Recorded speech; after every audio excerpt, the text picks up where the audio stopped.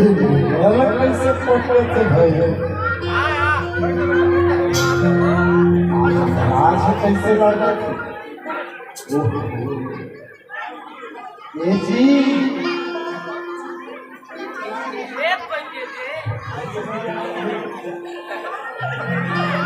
जी काय बता कैसे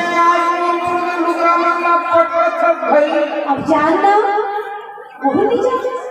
अरे बेटा तो जान है। हाँ मैं जानता नहीं बता चला और सुन तो घर में मोरा आए कैसा के गवा 30-35 साल हो गए अधिक लड़का का गवा पाएंगे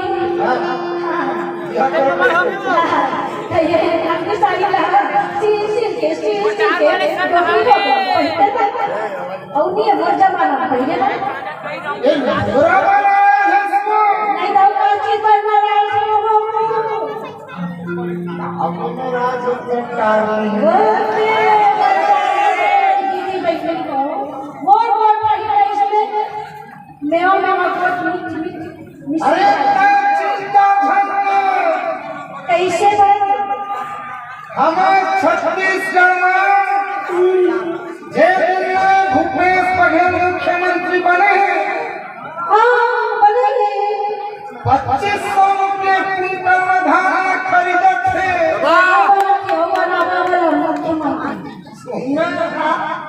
मंडी में जब धान बेचते हैं पैसा खाता में आ गए और बोनस करो ये दावी चोर बनो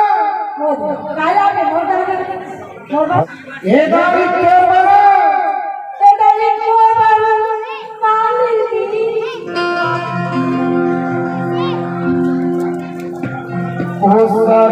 साड़ी पहिरा